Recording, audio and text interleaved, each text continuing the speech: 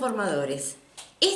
Ese es el título de la nueva serie de estudios que vamos a comenzar hoy y que tienen que ver con desafíos que el Señor nos pone para que nuestras vidas sean transformadas. Y hoy empezamos con el primero, y creo, a mi criterio, uno de los más importantes, que es el de arrepiéntanse. Eso es lo que dijo el Señor, lo dijo Él mismo. Él en Mateo 4:17, apenas un poquito tiempo después de haber sido bautizado y de haber pasado por el desierto para prepararse para el trabajo que Dios tenía para Él, Él dijo, arrepiéntanse. Lo cual estaba en concordancia con lo que Juan el Bautista venía siempre diciendo, que el reino de Dios había acercado y era necesario que nos arrepintamos. Ahora, esto del arrepentimiento es un concepto un tanto ambiguo, por lo menos para nosotros hoy. Nosotros pedimos que la gente tenga la humildad de arrepentirse y de reconocer los errores. Es más, cuando se hace alguna entrevista a algún líder, una persona famosa, se le pregunta, ¿tiene alguna autocrítica para hacerse? Como diciendo, ¿ha metido la pata en algo? ¿Tiene de qué arrepentirse? Y en general no existe nunca nada para qué arrepentirse. Sin embargo, si hay algún líder que tiene la humildad de decir, sí, me equivoqué, yo esto lo hice mal, así que pido perdón, nos enojamos y decimos, pero qué desfachatado, se equivoca y encima me lo dice en la cara. Entonces, el concepto de arrepentimiento es un concepto que no tenemos claro, porque por algunos lados lo pedimos y lo solicitamos, por otro lado lo rechazamos. Por eso, cuando hablamos de estos desafíos que el Señor nos propone, tenemos que ir al meollo de la situación, es decir, tenemos que ir a dónde nació el concepto para poder entenderlo cabalmente. Por eso vamos a ir a la palabra original que se traduce en castellano arrepentimiento. ¿Por qué? Porque esto originalmente, el Nuevo Testamento fue escrito en griego, y el griego es una lengua mucho más rica que el castellano, y por lo tanto, analizar estas palabras nos va a traer luz al concepto que queremos analizar. Entonces, si vamos a la palabra que se traduce arrepentimiento, vemos que es una palabra que es en griego metanoia. Meta quiere decir más allá, quiere decir un movimiento hacia algo, una acción, un cambio. Y noia tiene que ver con nous, que es mente, que es actitud. Quiere decir que metanoia o arrepentimiento tiene que ver con un cambio de actitud, un cambio de mentalidad. Y es real. ¿Por qué? Porque un verdadero cambio de mentalidad es el que nuevamente trae o es el que genera cambios en las conductas. Es decir, si cambiamos nuestra forma de pensar, obviamente vamos a cambiar nuestra forma de vivir. Y ya Juan el Bautista, muchas veces cuando hablaba con su público decía, tienen que hacer obras dignas de arrepentimiento. ¿Y eso qué quería decir? Que tenían que actuar como personas que habían pasado por el arrepentimiento, es decir, que habían tenido un cambio de actitud. Porque es evidente que las acciones y las conductas de una persona que se ha arrepentido no es la misma de la que no lo hizo. Ahora nosotros a veces confundimos el arrepentimiento con la lamentación o con el remordimiento. Y no es lo mismo. ¿Por qué? Porque muchas veces vemos personas que se lamentan, hay tantas, ¿no? O que tienen remordimientos, pero más que nada ese remordimiento es porque lo descubrieron haciendo lo que no debían hacer, o lamentándose de las consecuencias que ahora tienen por haber hecho lo que hicieron. Pero ¿tienen realmente la voluntad y el deseo de no volver a cometer eso? A veces el supuesto arrepentimiento está seguido de frases como, y bueno, no me quedó otra. Y todos lo hacen en definitiva. Bueno, ¿qué querés? Tengo el mismo carácter de mi papá. A esta altura voy a cambiar. Mira, si tuvieras un esposo como el que tengo, hubieras hecho lo mismo. Y en definitiva, esas son excusas. Esas frases validan de que si yo me vuelvo a encontrar en la misma situación, vuelvo a hacer lo que supuestamente estoy arrepentido de hacerlo. Ese tipo de remordimiento, de lamentación, no sirve para el Señor. No es lo que Él nos está diciendo en la Biblia. Cuando Él nos dice, arrepiéntanse, nos está diciendo, tenemos que tener una nueva mentalidad, un cambio de actitud interior que haga que nuestra conducta y nuestro proceder cambien. Ahora, ¿basta nada más que cambiar con respecto a lo que hacemos, a lo que decimos o a lo que pensamos? Sí, eso es importante, pero no es todo. Y este concepto, que tiene que ver con cambiar también nuestra relación y nuestra idea que tenemos de Dios, se ve claro en una historia que es un clásico en la Biblia, que es la historia del hijo pródigo. Esa la encontramos en Lucas capítulo 15 a partir del versículo 11, que en realidad se tendría que llamar la historia del papá que perdonó, pero se llama de hijo pródigo porque fue un hijo que dilapidó todo lo que el padre le dio. La historia transcurre en una hacienda donde había un papá que tenía dos hijos. Uno de ellos le pide la parte de los bienes de su herencia, por más que el papá todavía no había muerto. El papá, sin necesidad de haberlo hecho, accede a esto, le da su parte de la herencia, y entonces él se va a un país lejano, este hijo, y dilapida todo lo que tenía viviendo desenfrenadamente. Llega un momento en que se le acaba el dinero, empieza a pasar hambre, busca trabajo. Lo único que consigue es como cuidador de chanchos. En un momento, él tiene tanta hambre que tiene ganas de llenarse la panza con las algarrobas y la comida que le daban a los puercos. En ese momento, él, dice la Biblia, vuelve en sí y se da cuenta y dice, ¿pero qué estoy haciendo yo acá? En la casa de mi padre, ni un jornalero está pasando esta situación. Un jornalero, un trabajador, estaría mucho mejor que yo. Así que yo ya sé lo que voy a hacer. Entonces se decide, dice que vuelve en sí y dice, voy a volver a la casa de mi papá y le voy a decir, he pecado contra Dios y contra ti. No merezco más ser llamado tu hijo. Trátame como uno de tus trabajadores. Hizo eso, fue y resulta que se encuentra con un papá que lo estaba esperando, que lo perdona, pero que no lo trata como uno de sus trabajadores, sino que lo trata nuevamente como a un hijo. Y le da la autoridad de hijo y le da todos los privilegios de hijo. Y ahí, en esta historia, lo que podemos ver es que, ¿cuál fue el problema que tuvo este hijo? No había tenido un concepto cabal de quién era su papá. Estaba desenfocado, estaba equivocado. Él no sabía quién era su padre realmente.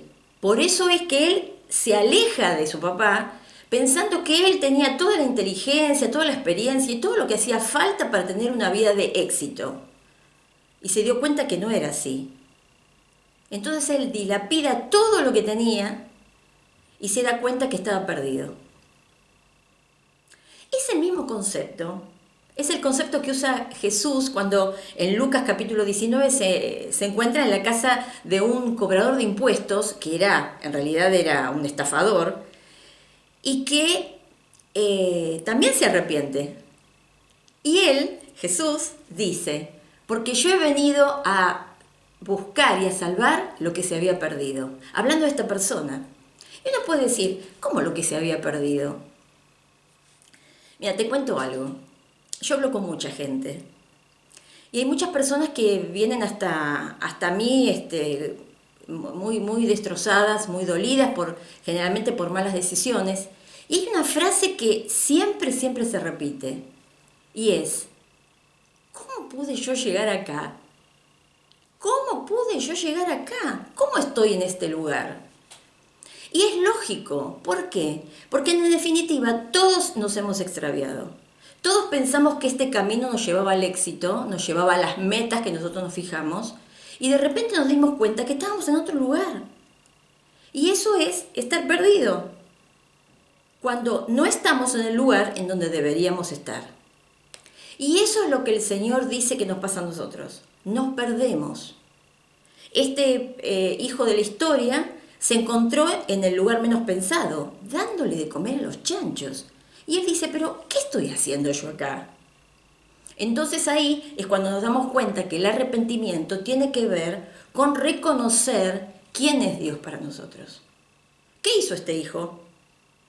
Se dio cuenta que en la casa del padre no solamente tenía sustento y tenía trabajo, tenía posibilidades de desarrollo, pero tenía amor, tenía comprensión, tenía misericordia, tenía todo lo que hacía falta para una vida feliz.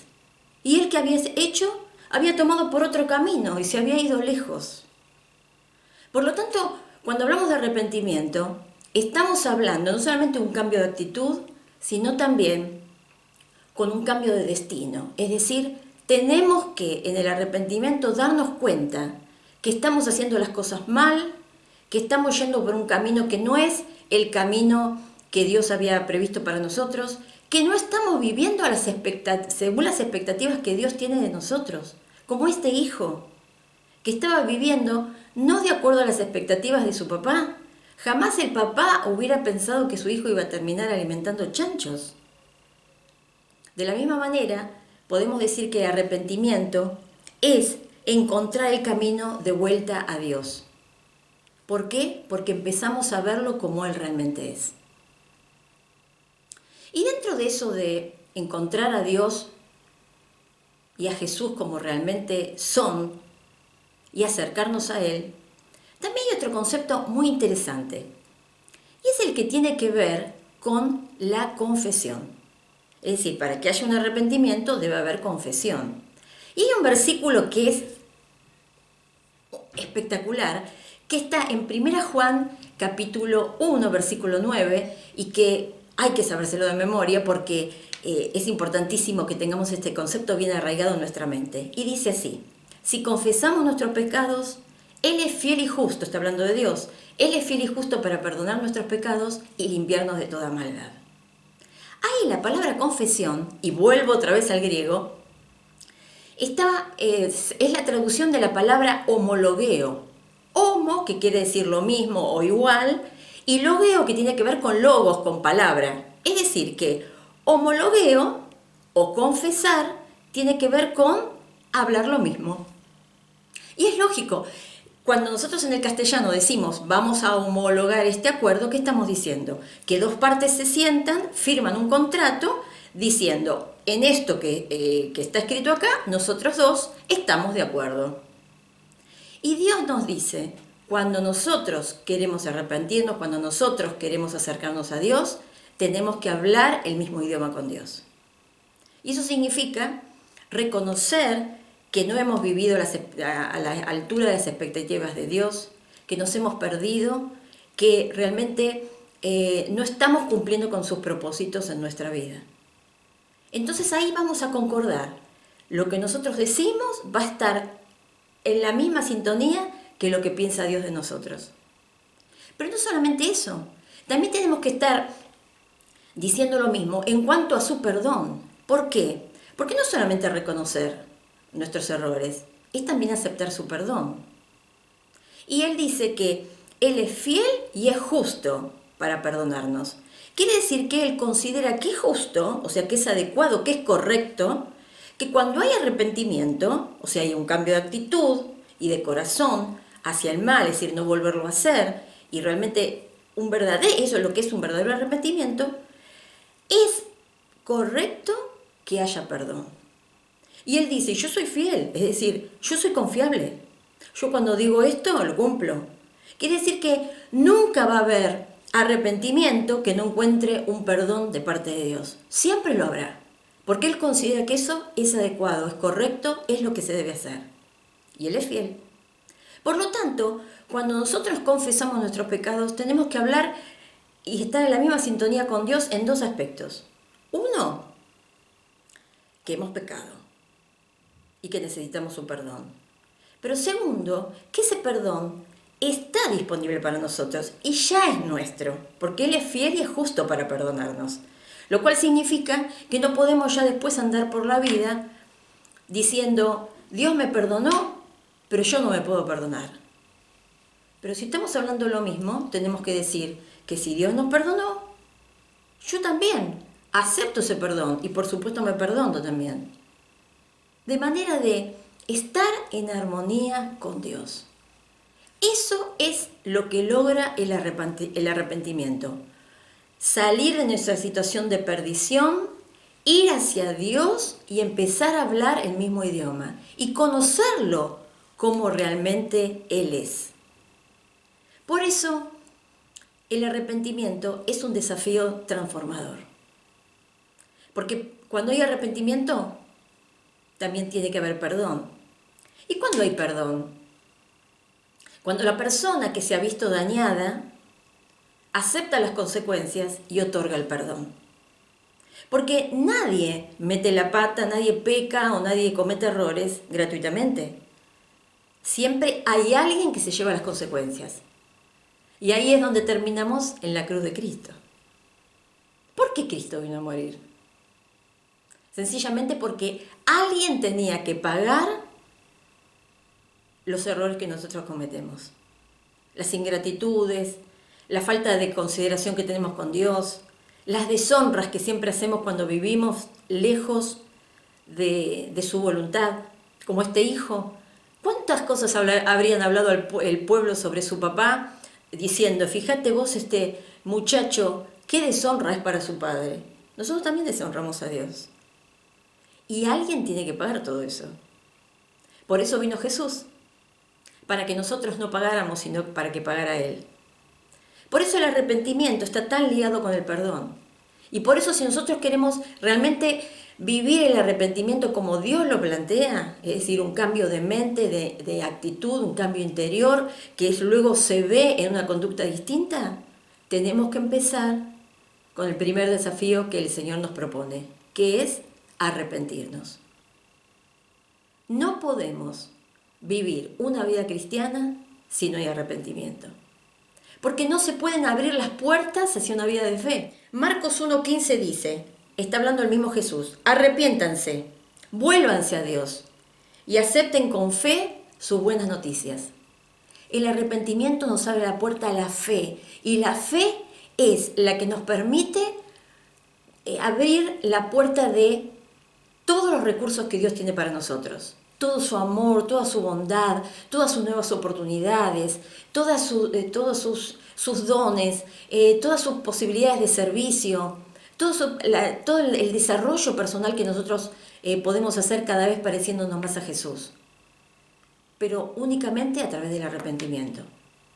Por eso, si vos nunca pasaste por ese punto, si vos nunca te arrepentiste, lo puedes hacer ahora.